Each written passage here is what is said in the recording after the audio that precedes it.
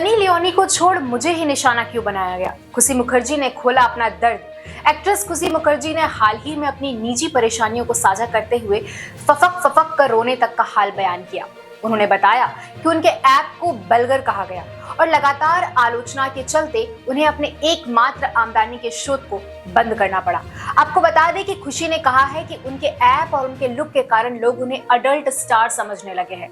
उन्हें भद्दे कमेंट्स और अश्लील ऑफर्स मिलने लगे हैं। गलट्टा इंडिया से बातचीत में खुशी मुखर्जी ने खुलासा किया कि उनका ऐप ही उनकी आय का मुख्य स्रोत था, लेकिन लोगों की आलोचना और लगातार नेगेटिव प्रतिक्रिया के चलते उन्हें इसे बंद करना पड़ा। साथ ही खुशी ने कहा कि मुझे कहीं ना कहीं लगा कि मेरा ऐप वल्गर लग रहा है, इसलिए मैंने इसे बंद कर दिया। साथ ही उन्होंने ये भी कहा कि ये भी सवाल उठता है कि फिर सनी लियोनी को बैन क्यों नहीं किया जाता है, विदेशियों का बैन क्यों नहीं किया जाता है, जबकि पाकिस्तानी एक्ट्रेस तो बैन है। खुशी ने इस दौरान देश में चल रही अन्य संवेदनशील मुद्दों की ओर भी इशारा किया। साथ ही उन्होंने ये भी कहा कि ड्रग्स का कारोबार भी किसी न किसी तरह से चलता है और इसके खिलाफ भी कार्रवाई होनी चाहिए। साथ ही उन्होंने अपने ऊपर हो सकने वाले गलत आरोपों की चिंता भी व्यक्त की कि अगर मैंने ज्यादा बोल दिया तो मेरे ही घर में ड्रग्स प्लांट करके मुझे जेल भेज दिया जाएगा।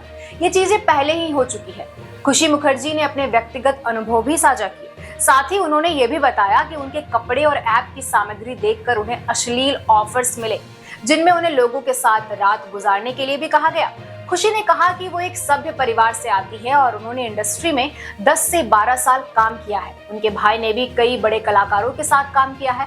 खुशी ने कहा कि वो अपने एक्टिंग और मेहनत पर गर्व महसूस करती है और किसी के साथ सोने की बात स्वीकार नहीं कर सकती। उन्होंने आगे कहा कि मैं तीसरी कक्षा से मोनो एक्टिंग कर रही हूँ। मैंने थिएटर किया है और मेरी माँ भी थिएटर आर्टिस्ट रह चुकी हैं। मैं हार मानने वाली नहीं। मेरे पास थोड़ी बहुत प्रॉपर्टी है और पैसे हैं, लेकिन मैं सब कुछ इंडस्ट्री में नहीं लगा सकती। खुशी मुखर्जी ने साथ में ये भी बताया कि अपने ऐप के जरिए उन्होंने एक बार में लगभग 10 करोड़ रुपए तक कमाए थे। इसके अलावा उन्होंने हार्ट अटैक, एंजल थ्री जैसी फिल्मों में भी काम किया है। उन्होंने ये स्पष्ट किया कि वो अपनी मेहनत और कला पर गर्व करती है और अपने प्रयासों से सफलता पाना चाहती है। खुशी की भावनात्मक प्रतिक्रिया ये दर्शाती है कि मनोरंजन इंडस्ट्री में कलाकारों को केवल उनकी मेहनत और कला के लिए नहीं, बल्कि उनके लुक और व्यक्तिगत जीवन के कारण भी जज किया जाता है। साथ ही खुशी मुखर्जी का दर्द और उनकी इमोशनल प्रतिक्रिया इस बात का उदाहरण देती है कि कलाकारों के लिए मानसिक और भावनात्मक सुरक्षा कितनी महत्वपूर्ण है।